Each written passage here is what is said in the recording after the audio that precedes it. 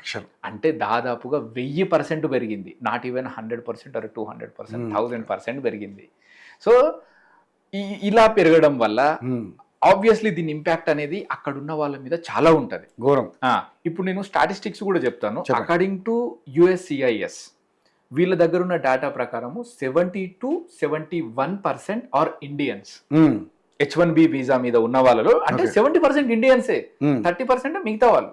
ఈ 70% ఇండియన్స్ మీద ఇప్పుడు నువ్వు ఇంకొక హైర్ చేసుకోవాలని అనుకుంటే నీకు దాదాపుగా 1.5 ఖర్చు చేసి తీసుకోవాలి. ఓకే, ఒక ఎంప్లాయీని హైర్ చేసుకోవాలి అని అనుకుంటే. సో అందులో మళ్ళీ మెజారిటీ ఆఫ్ ద షేర్ మళ్ళీ మన కంపెనీస్దే.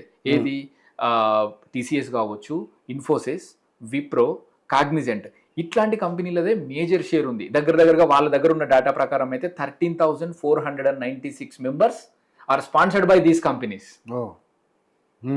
ఈ కంపెనీస్ ద్వారా. ఓకే. సో ఇప్పుడు ఎవరైనా ఒక పర్సన్ ఉన్నారు, ఇప్పుడు ఫర్ ఎగ్జాంపుల్ ఒక పర్సన్ ని మనం ఇక్కడ నుంచి హైర్ చేసుకుందామని అనుకున్నారు. ఇంతకు ముందు ఏం చేసేది, $975 H1B ఫీజు కట్టేది, ఆయనతోటి శాలరీ మాట్లాడుకునేది, 40,000 50,000 మాట్లాడుకుని వీసా వేసుకొని అమెరికాకి తీసుకొని పోయేది డైరెక్ట్ గా.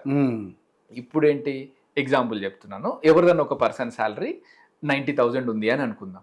ఓకే, 90,000 శాలరీతో పాటు ఇప్పుడు మళ్ళీ దాన్ని వాళ్ళని స్పాన్సర్ చేయాలి అని అంటే మళ్ళీ ఒక 100K పెట్టాలి, ఇంకొక 80 లక్షలు ఎక్స్ట్రా పెట్టాలి. అంటే శాలరీ కంటే వీసా ఫీజు ఎక్కువ. ఇప్పుడు శాలరీ కంటే వీసా ఫీజు ఎక్కువ ఆబ్వియస్లీ. ఇప్పుడు కంపెనీలు ఏం చేస్తాయి రవి అంటే 1-2 సార్లు అసలు ఈ పర్సన్ మనకు అవసరమా, అసలు వీళ్ళ నిజంగా అంటే, ఎందుకంటే అవి కార్పొరేట్ కంపెనీస్ ఆబ్వియస్లీ మనం ₹10 పెడితే వాళ్ళు ₹100 ఎక్స్పెక్ట్ చేస్తారు ఎవరి మీద. ఆబ్వియస్ ఫ్యాక్ట్ అది. అంత దూరం నుంచి వీళ్ళని తీసుకుందామా అనేది ఒకటైతే ఫస్ట్ పాయింట్. దీని ద్వారా హైయెస్ట్ ఇంపాక్ట్ పడేది ఎవరికి అని అంటే, ఏదైనా ఒక కంపెనీ తీసుకోండి రవి, ఒక కంపెనీ ఆర్గనైజేషన్ స్ట్రక్చర్ ఎట్లుంటదంటే entry level jobs, medium level managers and senior level position ఉంటుంది. అది ఏ బిజినెస్ ఆర్గనైజేషన్ కింది స్థాయి నుంచి పై స్థాయి వరకు ఉంటుంది.